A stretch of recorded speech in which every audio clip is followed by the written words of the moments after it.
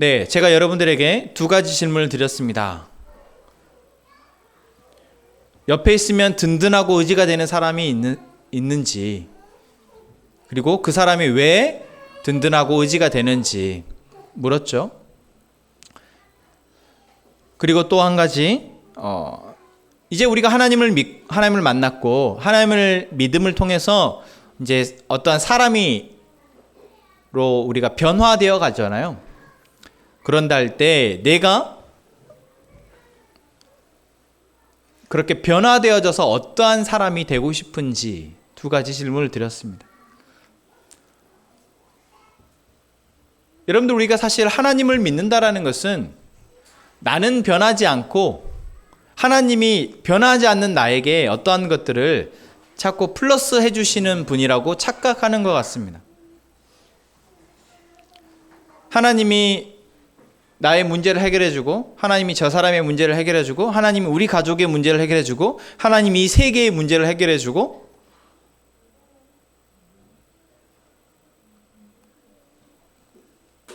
하나님이 그러신 분이라고 우리가 생각한다라는 거죠. 그래서 개인적으로도 우리가 살아가면서 뭔가 내 일이 내 생각대로 풀리지 않고 그냥 풀리지 않는 정도가 아니라 정말 암담한 현실 가운데 놓이게 되면 우리가 도대체 하나님이 어딨냐라고 항변을 하게 되는 것입니다. 또한 세상이 깨어지는 모습, 세상이 상처받고 세상이 서로 죽이고 죽이는 그러한 처절한 세상의 상황들을 볼 때 하나님이 있다면 세상이 이렇게 될 수가 있냐라고 우리가 또한 하나님을 향해서 항변을 합니다. 그렇게 항변하는 이유는 우리가 내 삶이 이렇게 되는 것과 세상이 이렇게 된 것에 대한 문제의 원인을 하나님에게서 찾기 때문입니다. 사실 그렇습니까? 세상이 이렇게 깨어진 것이 하나님 때문입니까? 아니죠. 세상이 이렇게 깨어지고 상처받고 서로가 괴롭게 살아가게 되는, 서로가 서로를 괴롭히며 고통 가운데 살아가게 되는 이유는 바로 사람 때문입니다. 바로 나 때문인 것이죠.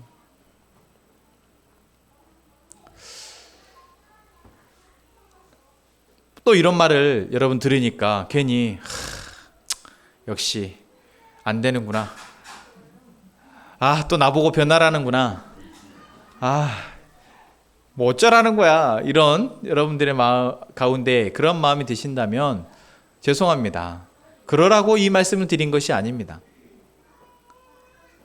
제가 이 말씀을 드린 이유는 여러분 한 사람의 개인의 문제뿐만 아니라 이 세계의 문제에 대해서 우리가 올바른 문제를 인식하고 문제를 올바로 파악을 하고 올바른 해결책으로 함께 나아가자라고 드리는 말씀입니다.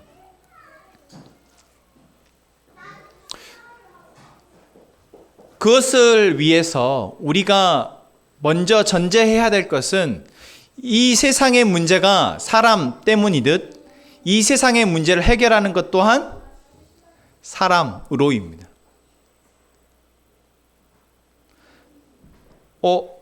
하나님을 믿는 교회에서, 하나님의 말씀을 듣는 교회에서 그런 말을 하니까 사람이 할 수 있다라고 말을 하니까 조금 의아하신가요? 사실 의아하셔야 됩니다.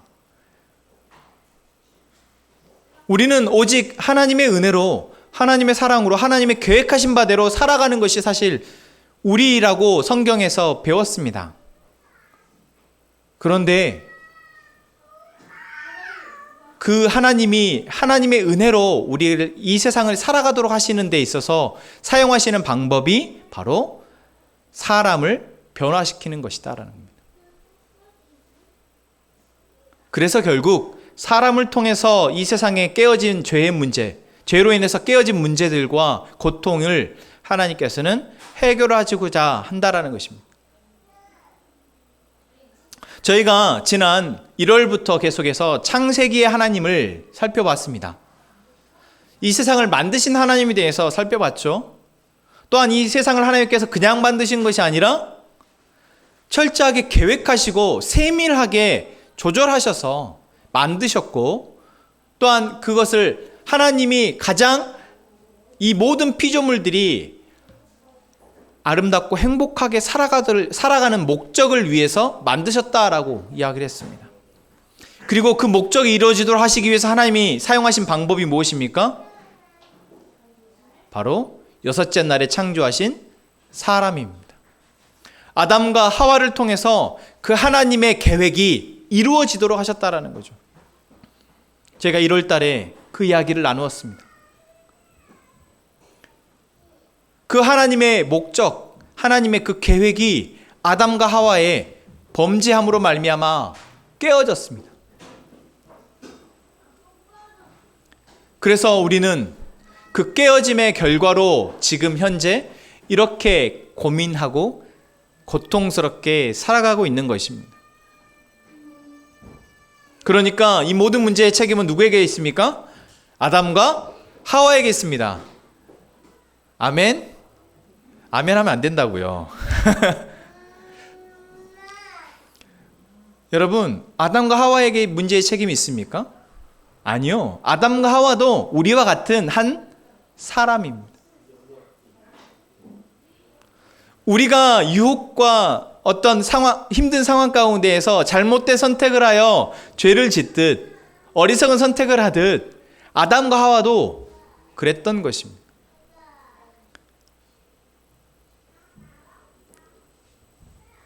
하나님이 아담과 하와가 범죄했을 때 아담과 하와를 에덴 동산에서 쫓아내시면서 그들에게 하신 말씀, 그것은 그들을 책망하기 위해서이기도 하지만 그들을 살리기 위해서였습니다. 아담에게 이제 내가 수고하여야, 네가 땀을 흘리고 수고하여야, 땅을 갈아서 수고하여야 너가 살아갈 수 있다라고 말씀하셨고, 하와에게는 너에게 해산의 고통이 있어야 해산의 고통이 있을 것이다 라고 말씀하셨습니다. 그 두 가지 하나님이 책망 같기도 하고 그리고 또한 은혜를 베푸시는 것 같기도 한 그 말씀을 통해서 아담과 하와는 그 기준을 가지고 이제 삶을 살아가게 됩니다. 그러면서 그들이 선악과를 먹으면서 시작되어진 선과 악의 이 지루한 지난한 이 싸움 가운데에서 그들은 승리하기도 하고 때로는 패배하기도 합니다. 그러한 삶 가운데 누가 나타납니까? 가인과 아벨이 태어납니다. 가인과 아벨은 아담과 하와, 아버지인 아담과 하와를 통해서 양육되어졌고 자라나게 되어져서 이제 스스로 제사를 지낼 때까지 되어집니다. 그런데 그 제사 가운데에서 가인이 아벨을 질투하여 죽이고 맙니다. 우리가 지난 말씀을 통해서 이러한 과정이 죄가 심화되는 것을 보여주는 것이라고. 사실 여러 사건들이 있었겠죠. 아담과 하와가 몇 살을 살았습니까? 900년을 넘게 살았습니다. 그 시간 가운데 수많은 사건들이 있을 텐데 아담과 하와 이후의 사건은 뭐밖에 없습니까? 가인이 아벨을 죽인 거, 그리고 셋째인 셋이 태어난 거. 가인이 아벨을 죽인 사건밖에 그 가족 안에서 일어난 사건이 없습니다. 그것은 무엇을 보여주는 겁니까? 죄가 이토록 무섭다라는 것. 그리고 그 이후에 시작된 모든 인류의 모습은 정말 그렇구나 라는 것을 알 수 있죠. 여러분, 아담과 하와의 시대이든 지금 우리가 2020년의 시대를 사는 시대이든 동일하게 무엇이 문제가 되고 있습니까? 우리가 문제가 되고 있습니다.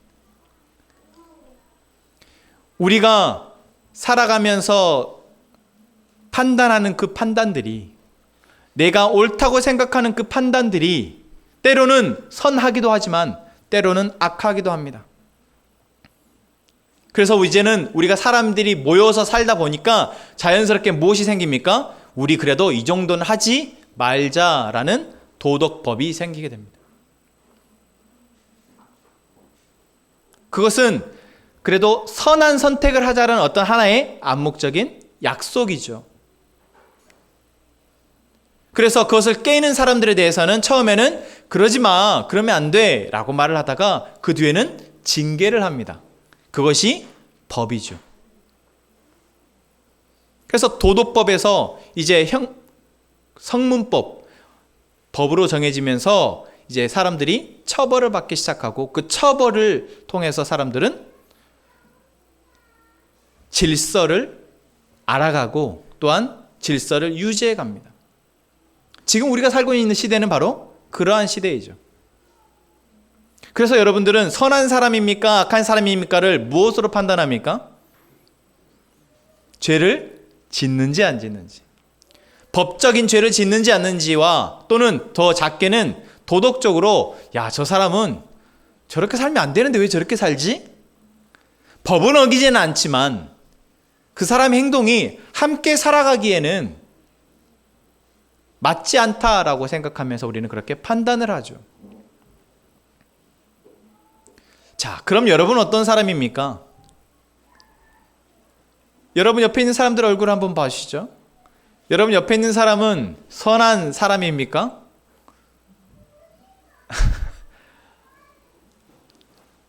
그런 것 같습니다. 선한 사람인 것 같아요. 선하게 열심히 참 잘 살아가시는 것 같습니다. 그런데 교회에서는 여러분 우리에게 계속해서 뭐라고 말하고 있습니까? 우리가 죄인이래요.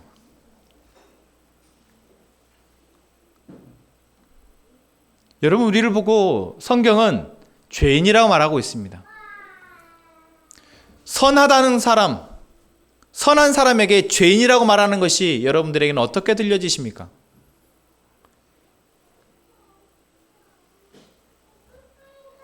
분명히 이 세상에는 도덕법도 지키고 법도 어기지 않으면서 선하게 살아가는 사람들이 정말 많은데 그렇지 않습니까? 사실 뉴스에는 법을 안 지킨 사람들이 정말 많이 나오지만 실제로는 소수이죠.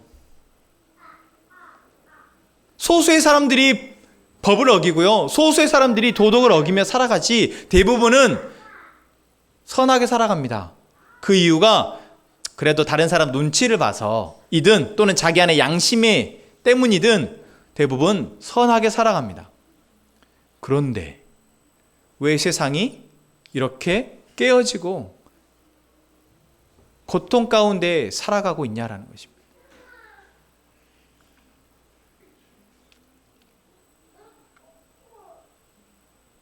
여러분 제가 처음 여러분들에게 드렸던 질문이 무엇입니까?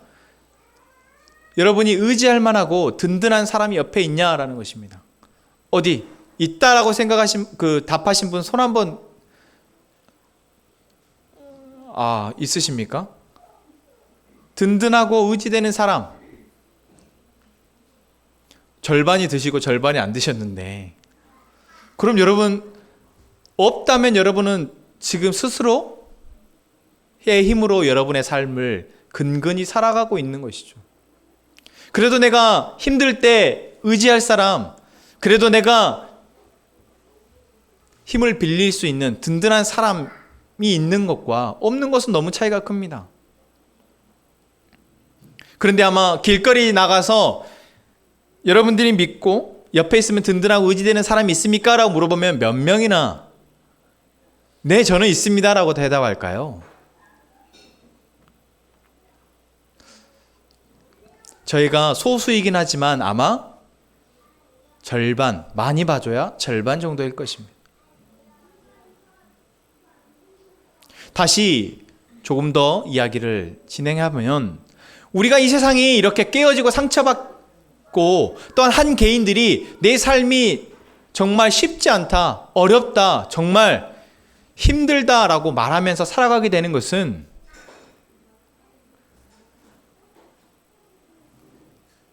내가 나의 삶 가운데 선택하는 많은 선택들이 옳을 때도 있지만 잘못될 때도 있고 선할 때도 있지만 악할 때도 있고 그것으로 인해서 우리가 맞는 결과들이 나를 힘들게 하기 때문입니다. 나만의 문제 때문입니까? 내 옆에 있는 많은 사람들이 또한 그렇게 살아가고 있죠. 그렇지 않습니까? 내 옆에 있는 아내가, 내 옆에 있는 남편이, 내 자녀들이, 내 아버지 어머니가, 또 내 친구들이, 내 직장 동료들이, 또는 이 나라의 위정자들이, 이 나라의 기업인들이 하는 많은 행동들이 우리를 이렇게 힘들다 생각하며 살아가게 한다는 것입니다. 여러분들이 든든하다고, 의지가 된다고 믿는 그 사람은 그럼 어떤 사람입니까? 이러한 정말 흔들림 가운데에서도 정말 그 사람을 바라보면 여러분 흔들리지 않을 수 있습니까? 그 사람 때문에 여러분의 모든 문제와 시름과 근심과 걱정들이 해결될 수 있습니까? 만약 그렇다면 너무나 다행일 것입니다. 그 사람 옆에 그 사람과 함께 가면 되니까요.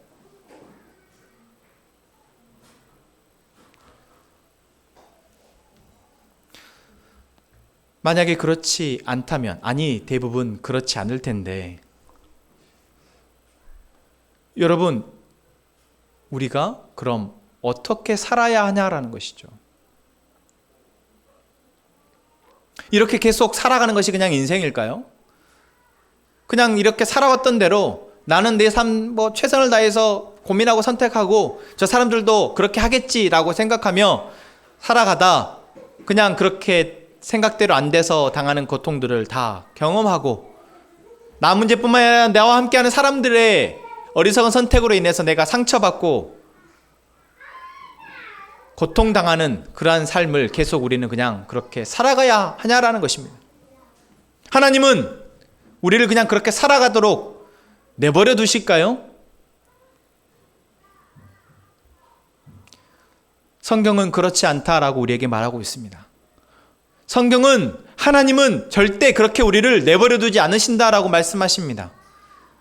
아담과 하와를 내버려 두지 않으시고 그들에게 가죽옷을 지어 입히시고 그들의 모든 순간순간 가운데 나타나셔서 그들을 인도하시고 지켜주셨을 그 하나님, 노아의 삶 가운데에서 노아를 건져서 방주를 만들게 하시고 그들의 가족을 구원하신 하나님, 또한 아브라함을 오늘 말씀 가운데서 부르시고 아브라함부터 시작되는 믿음의 가문, 믿음의 민족, 그 사람들을 인도하시고 지키시는 하나님을 통해 우리는, 하나님은 우리 역시도 이 나라와 이 세상 역시도 그냥 내버려 두지 않는다라는 사실을 우리는 확인할 수 있습니다. 여러분, 오늘 말씀을 통해서 하나님은 무엇을 하십니까? 아브라함을 부르십니다. 아브라함을 부르시는 사건은 한 사람을 그냥 힘들지, 야 너 인생이 좀 그러니? 그래, 이제 힘들게 살지 말고 내가 너에게 주는 땅으로 가서 살아. 마치 뭐 같습니까? 그 지하 단칸방에서 살고 있는 가족에게 아유 고생했어, 이제 34평 아파트, 마치 약간 그런, 지금 시대로 치면 그런 것 같지 않습니까? 아브라함이 사실 어떻게 살았는지는 알 수 없습니다. 그런데 우리가 짐작할 만한 것은 있죠. 아브라함이 제가 조금 전에 예를 들었던 것처럼 지하 단칸방에 살고 있던 것이 아니라는 거예요. 아브라함은 오늘 말씀에 보면 하나님이 가라고 했을 때 갈 때 누구와 함께 갑니까? 조카 롯과 함께 갑니다. 또 아내 사라가 있습니다. 그리고 하란에서 모은 모든 소유, 그리고 얻은 사람, 이건 뭐예요? 종. 다시 말하면 아브라함은 지하 단칸방에 살고 있었던 것이 아니라 잘 살고 있습니다. 우리 지금 세상의 기준으로 말하면 잘 살고 있었어요. 그렇잖아요. 재산도 있는데 그 당시에 재산의 척도는 무엇으로 가늠하냐면 가축이 얼마나 있느냐, 그리고 가축이 많기 때문에 무엇을 하게 됩니까? 종을 부리게 됩니다. 그래서 종이 있다는 것은 무엇을 말해요? 부자라는 것을 말합니다. 아브라함은 잘 살고 있었습니다. 그런데 하나님이 그 아브라함을 부르셨단 말이에요. 그런데 여러분 상상해 보세요. 여러분들이 50평대 아파트에 살고 좋은 직장을 다니고 있고 좋은 차를 타고 아이들도 영어 유치원 다니고 바이올린 배우고 집에 가사 도우미도 와서 일을 해주고 차는 우리 한재 운전을 못 하시지만 기사가 있어요. 그렇게 여러분들이 살고 있는데 하나님이 여러분들에게 나타나셔서 내가 너에게 보여줄 땅으로 가자라고 말씀하실 때 여러분들 어떨까요? 여러분 고민이 되시겠죠? 고민 많이 될 겁니다. 아브라함이 지금 그런 상황이었다라고 생각해 보십시오. 그러한 상황에서 아브라함이 지금 하나님의 음성을 듣고 가라는 명령을 받은 겁니다. 그런데 놀랍게도 아브라함은 말씀을 4절 말씀에 여호와의 말씀을 따라갔다라고 말하고 있습니다. 여호와의 말씀이 뭐 복을 준다 뭐 이걸 떠나서 제가 아까 여러분들에게 말씀드렸잖아요. 여러분들이 지금 그런 환경에서 안정적이고 부유한 환경 가운데 살고 있는데 누가 가자라고 말할 때 여러분들이 쉽게 가겠습니까? 나 충분히 잘 살고 있는데? 지금 삶도 나쁘지 않은데? 안 가겠잖아요. 여러분은 그래 조금 그렇다 치고 여러분 주변에 있는 그런 삶을 살고 있는 사람들을 생각해 보십시오. 그 사람에게 하나님 믿읍시다. 하나님이 주시는 복을 여러분 받아야 됩니다. 라고 말할 때 그 사람이 그 말을 들을까요? 아, 그래요? 그럼 내가 그 복을 받아야겠네요. 제가 그럼 다음 주부터 교회를 다니겠습니다. 그런 사람 보셨습니까? 아니요. 그런데 아브라함은 어째서 그러한 상황 가운데에서 나왔냐라는 것입니다. 하나님의 말씀을 따라갔냐라는 거예요. 하나님이 불렀으니까요? 아니요. 여러분 12장 이후의 말씀을 큐티를 통해서 쭉 보셨지만 아브라함이 믿음이 있는 사람입니까? 믿음 없습니다. 아브라함이 그 전부터 하나님을 알았던 것 같습니까? 아니요. 아브라함 하나님 잘 모르는 사람입니다. 근데 어째서 하나님이 부르셨을 때 갔냐라는 겁니다.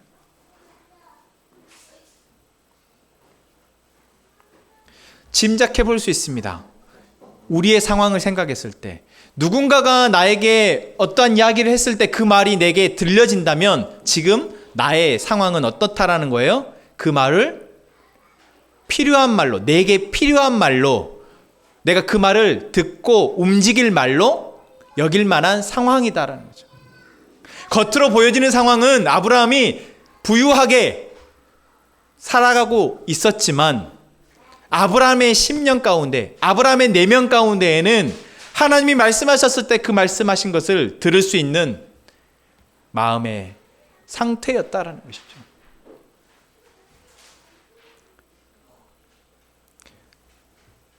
그러한 상황 가운데, 그런 마음 가운데 있는 아브라함에게 하나님께서 나타나셔서 말씀하십니다. 뭐라고 말씀하십니까? 너는 고향과 친척과 아버지의 집을 떠나 내가 내게 보여줄 땅으로 가라. 이것은 아까 말한 것처럼 야, 그 집 살지 말고 다른 집 가서 살아 라는 이야기입니다. 그런데 이것은 아브라함에게 사실 큰 그것은 아닙니다. 유혹, 어떤 설득될 만큼의 그게 아닙니다. 그것은 무엇일까요? 2절 말씀입니다. 2절 말씀 같이 볼까요? 시작. 내가 너로 큰 민족을 이루고 내게 복을 주어 내 이름을 창대하게 하리니 너는 복이 될지라. 아브라함에게 한 가지 고민이 있었습니다. 그 고민은 자녀가 없다는 것이었어요. 아브라함의 이때 나이가 75세니까 뭐 지금 이때와 지금의 신체적 나이를 조금 다르게 본다 할지라도 나이가 있는 나이죠. 그래서 아브라함에겐 자손이 없다는, 내 자녀가 없다는 그러한 아픔이 있었습니다. 그래서 하나님이 아브라함에게 뭐라고 말씀하십니까? 내가 너로 큰 민족을 이루어 내게 복을 주어 내 이름을 창대하게 하겠다라고 말씀하실 때 아브라함이 이 하나님의 말씀에 뭔가 마음이 움직였을 거라 생각합니다. 그리고 그 이후의 상황을 봐서도 하나님이 계속해서 아브라함에게 약속하시는 것은 너에게 아들이 있을 것이다. 아브라함이 사실 하나님께 제가 아들이 없습니다라고 말하지도 않습니다. 그렇잖아요. 뒤에 말씀을 우리 쭉 봤기 때문에 아브라함이 하나님 앞에 하나님 제가 아들이 없습니다. 저에게 아들을 주십시오라고 말하지 않아요. 그것은 이미 하나님이 아브라함에게 이렇게 말씀하실 때 하나님이 이미 알고 계셨고 이 하나님의 말씀에 아브라함이 반응했다라는 것이죠. 자, 여러분 이것은 단순히 아브라함에게 아들이 없으니까 아들을 주려고 하나님이 이 말씀을 하신 것처럼 보이십니까? 그렇지 않죠. 여러분, 우리는 각자가 삶에 문제가 있습니다. 고민이 있어요. 하나님이 우리에게 찾아오셨을 때 또는 하나님의 사람들을 통해서 우리가 뭔가 하나님에 대한 말씀을 도전받을 때 들을 때 우리는 내 마음 안에 고민이 있어야 사실 그 말이 들립니다. 내 마음 안에 고민이 없는 사람, 내 마음 안에 내 삶을 이렇게 살아도 될까라는 그러한 고민이 없는 사람은 사실 누군가가 이야기를 해도 전에도 듣지 않습니다. 왜냐하면 자기가 지금 잘 살고 있다 생각하기 때문입니다. 그러나 아브라함처럼 자기 마음 안에 고민이 있는 사람은 하나님이 말씀하셨을 때 그 말씀이 그 고민을 통해서 그 고민이 매개가 되어져서 들려집니다. 그때 하나님이 그 사람의 그 고민을 해결해 주기 위해서 그 사람에게 말씀하실까요? 아니다라는 것입니다. 오늘 말씀을 보면 하나님이 내가 너에게 자녀를 주겠다고 말씀하시지 않으셨어요. 뭐라고 말씀하십니까? 내게 큰 민족을 이루고 내게 복을 주어 내 이름을 창대하게 하겠다. 너를 축복하는 자에게는 내가 복을 내리고 너를 저주하는 자에게는 내가 저주하리니 땅의 모든 족속이 너로 말미암아 복을 얻을 것이다 말씀하십니다. 사실 아브라함은 이런 거 바라지도 않습니다. 아브라함은 그냥 뭐 정도 지금 먹고 살만하니까 자녀나 있으면 참 좋겠는데 이제는 어렵고 그래 조카 롯이나 잘 건사하고 살자. 아들처럼 생각하고 살자. 왜냐하면 롯이 아버지가 일찍 돌아가셨거든요. 그래서 내 아들이다 생각하고 살자라고 아마 살았을 것입니다. 이런 욕심이 없어요. 내가 더 뭔가 큰 사람이 되어야겠다. 내 이름을 창대하게 하겠다. 그런 욕심이 뭐 없을 수는 없겠지만 내 자녀를 생각하는 것만큼 강하진 않겠죠. 근데 하나님은 아브라함에게 처음 하신 말씀이 내가 너에게 복을 주어 내 이름을 창대하게 하라고 모든 족속이 너로 말미암아 복을 받게 하겠다라고 말씀하십니다. 하나님이 아브라함을 부르실 때 하신 말씀이에요. 여러분, 하나님이 우리의 고민 가운데에서 우리를 만나실 때도 동일하게 우리에게 하시는 말씀이 이것입니다. 여러분이 고민하는 문제가 무엇입니까? 여러분의 재정적인 문제, 사람 관계적인 문제, 여러분 안에 있는 여러 고민의 문제들이 있다 할 때 하나님이 여러분들을 그 고민 때문에 여러분들을 만나실 수 있습니다. 여러분들이 그 고민을 하나님 앞에 아뢰일 때 만나실 수 있습니다. 여러분들이 하나님이 그 고민 때문에 하나님의 음성을 듣고자 할 때 하나님이 여러분들에게 말씀하실 것입니다. 그런데 하나님은 우리에게 말씀하실 때 그 고민의 문제에 대한 답을 말씀하시는 것이 아니라 무엇을 말씀하십니까? 온 세상을 구원하시기 위한 하나님의 목적을 말씀하신다라는 거예요. 그러니 우리가 그런 말을 들을 때 사실 조금 부담스럽습니다. 여러분들이 여러분들의 삶의 문제를 가지고 예배의 자리에 나올 때, 여러분들이 여러분의 삶의 문제를 가지고 말씀을 펴서 읽을 때, 여러분들이 삶의 문제를 가지고 기도할 때 하나님이 말씀하시지 않는 것 같아요. 답을 해주시지 않는 것 같아요. 그런데 계속 말씀을 통해서 뭐라고 말씀하십니까? 온 세상을 향한 하나님의 계획을 말씀하십니다. 온 세상을 구원하시기 위한 하나님의 일, 하심들을 말씀하세요. 창세기를 보면서 우리가 보지 않습니까? 아브라함한테도 냉택 없이 아들을 주겠다고 말씀하시지 않고 온 민족의 복의 근원이 되겠다. 너를 통해서 모든 족속이 복을 받을 것이다 라고 말씀하시는 거예요.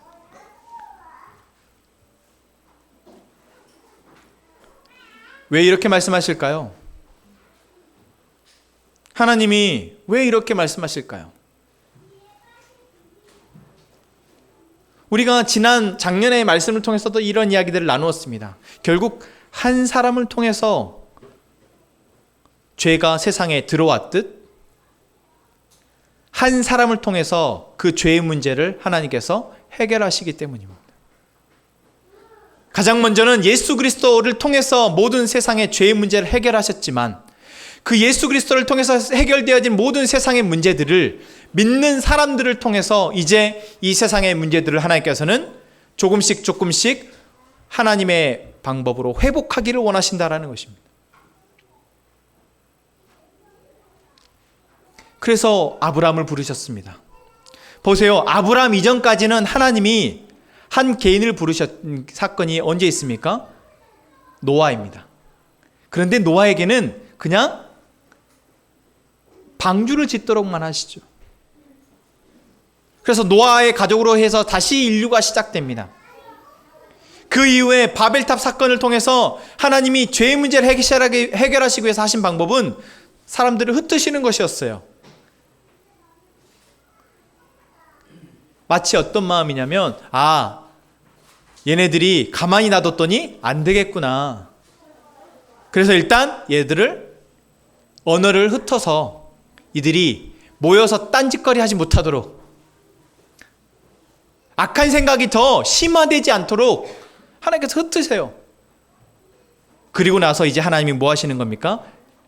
그 가운데 한 사람을 불러서 그 한 사람을 통해서 한 가족을 이루게 하시고 그 가족을 통해서 한 민족을 이루게 하시고 그 민족을 통해서 모든 족속을 하나님의 방법으로 회복하시기 위해 하신다는 거예요. 그래서 하나님이 아브라함을 부르십니다. 그래서 하나님이 아브라함을 통해서 가족을 이루게 하십니다. 아브라함의 가족을 통해서 이삭의 자손으로 해서 결국 이스라엘 민족, 그리고 이스라엘 민족 땅에서 시작되어진 복음이 지금 전 세계 열방에 퍼져 있습니다. 여러분, 사실 기독교의 역사가 바로 이 아브라함을 부르신 하나님의 목적, 그 계획을 보여주고 있습니다. 그런데 놀라운 사실은 하나님이 아브라함을 부르셨듯 지금 이 시대에도 우리를 부르셨다라는 것입니다. 여러분 믿으십니까? 더 놀라운 사실은 뭔지 아십니까? 여러분, 아브라함의 창세기 12장 이후에 아브라함의 행적들을 보시면서 큐티를 하시면서 묵상을 하시면서 여러분 어떤 생각을 하셨습니까? 아브라함이 참 별 볼 일 없는 사람이구나. 아브라함이 처음부터 믿음 있는 사람이 아니었구나. 그것을 보셨습니까? 그렇다면 참 잘 묵상을 하신 것입니다. 그리고 또 한 가지 여러분 무엇이 보이셨습니까? 그 아브라함의 삶 가운데에서 하나님이 계속 인도하신다라는 것입니다. 하나님이 아브라함을 인도하시는 과정은 어떤 과정입니까? 아브라함이 점차 하나님을 신뢰하게 되고 하나님을 통해서 살아가게 된다는 것이죠. 그렇게 해서 아브라함이 믿음의 사람이 됩니다. 그렇게 해서 아브라함이 믿음의 아버지가 됩니다.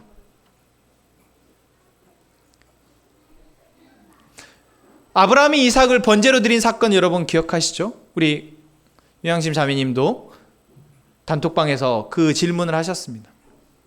사실 그거는 여러 관점에서 보면 다르게 해석할 수 있어요. 하지만 우리가 하나님이 한 사람을 불러서 그 사람의 삶이 믿음의 사람이 되도록, 믿음으로 살아가는 사람이 되도록 만져가시는 과정으로 봤을 때는 이삭을 번제로 드리는 사건은 믿음의 끝판왕 정도? 내가 가장 사랑하는 것을 하나님 앞에 내어놓을 수 있는 믿음의 사람으로 볼 수 있습니다. 물론 아들 이삭의 관점에서 봤을 때는 아버지가 하는 그 행위에 대해서 어떻게 받아들였을지 심히 걱정스럽죠. 우리가 자녀들에게 매를 든다고 생각할 때도 이 매가 아이에게 어떤 영향이 갈까 사실 걱정하면서 매를 들잖아요. 그런데 놀라운 사실은 이삭이 자기 아버지가 자기를 칼로 제물로 드리려 하는 그 장면을 직접 경험했음에도 불구하고 이삭은 이후의 사건들을 보면 하나님을 신뢰하는 사람이었다라는 것입니다. 그것은 성경에는 기록되지 않지만 아버지가 왜 그러했는지에 대해서 아버지 아브라함과 아들 이삭이 서로 대화를 나누며 그것의 이유를 이해하고 그것을 배워가는 시간들을 가졌기 때문이라 짐작할 수 있습니다. 우리는 한 사건만 보고 이것이 옳으냐 그르냐 이것은 맞냐 틀리냐를 판단하지만 사실 여러분 한 사건이 지대한 영향을 주긴 하지만 아무리 좋은 사건, 아무리 좋은 행동, 아무리 나쁜 행동일지라도 여러분 그것은 결국 그 이후에 이전과 이후의 시간들을 통해서 건강한 방향으로 더 좋은 방향으로 나아갈 수도 있고 또 그 이후의 시간들이 그렇지 못하다면 안 좋은 방향으로 흘러갈 수도 있다라는 것이죠. 그렇지 않습니까? 저는 어릴 때 아버지로부터 파리채로 매를 맞았습니다. 제 기억으로는 많이 맞았던 것 같습니다. 그러니까 여러 번 맞았다라는 것이죠. 아버지로부터 참 많이 혼도 났습니다. 특히 아버지가 목사님이셨기 때문에 교회 안에서 제가 행하는 많은 행동들에 대해서 제가 많이 제약도 많았고 사실 그때는 답답했던 것 같습니다. 아버지가 하는 것에 대해서 어린 마음에 이해를 못했던 거죠. 그냥 싫은 겁니다.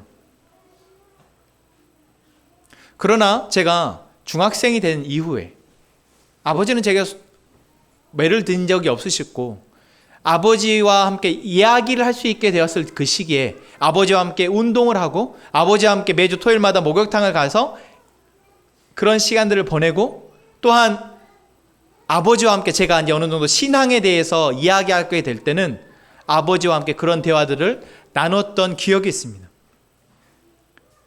그래서 제가 어떤 심리 검사나 또는 어떤 과거에 부모로부터 받았던 영향에 대해서 평가하는 척도를 해보면 이번에 제가 세미나 가서도 그 설문지를 해보면 저는 아버지와 어머니에게 부정적인 영향을 받은 게 단 한 항목도 없었습니다.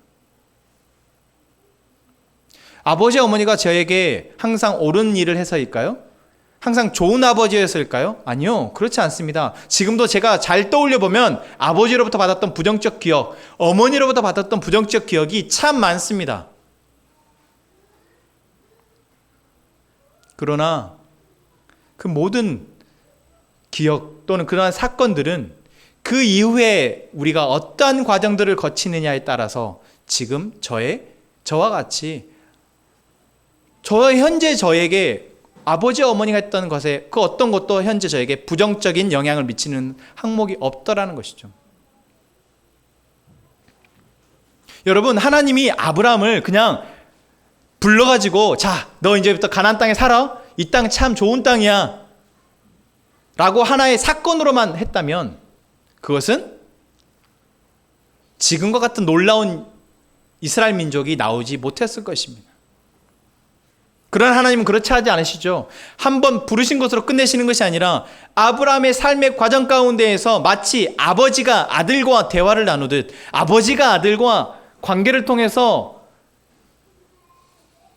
양육을 하듯 아브라함을 살피셨습니다. 그리고 그 결과가 자기의 가장 사랑하는 것까지도 하나님 앞에 내어놓을 수 있는 모습이었던 것이죠. 그리고 그 아버지의 모습이 자녀 이삭에게로 전수되어졌고, 그 이삭은 별로 한 게 없지만 그래도 그 자기의 또 믿음의 유산을 자기 자녀인 야곱에게, 그리고 야곱은 자기 자녀인 요셉에게 그렇게 대물림한 것이 바로 창세기의 이야기입니다. 그것이 잘 되었다면 이스라엘 민족은 성경에 나온 역사와 조금 다른 삶을 살았겠죠. 하지만 시간이 흐르면서 결국 그것이 희석되어지고 하나님을 잊어버리게 되었다는 것입니다. 여기서 중요한 것은 결국 다 안 되네. 이스라엘 민족도 안 되잖아. 아브라함의 자손도 안 되잖아. 이것이 아니고 하나님을 기억하는 사람, 하나님을 의지하는 사람, 하나님을 믿는 믿음으로 살아가는 사람은 된다라는 것입니다. 그 사람을 통해서 하나님은 하나님의 일을 이루신다라는 것입니다.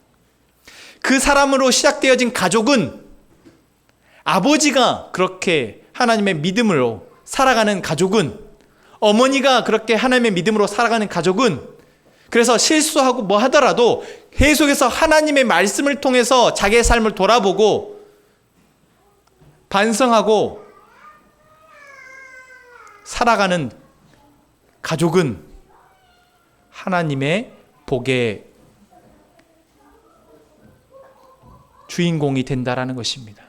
그 가족을 통해서, 그 한 사람을 통해서, 그 가족을 통해서, 그 교회를 통해서 모든 족속이 복을 얻을 것이라는 하나님의 말씀이 이루어질 것이라는 것입니다. 사랑하는 하민 가족 여러분, 하나님이 우리를 부르셨습니다. 그것은 우리의 문제를 해결하시기 위함이기도 하지만 단순히 그것뿐이 아니라 하나님의 놀라운 계획을 이루시고자 함입니다.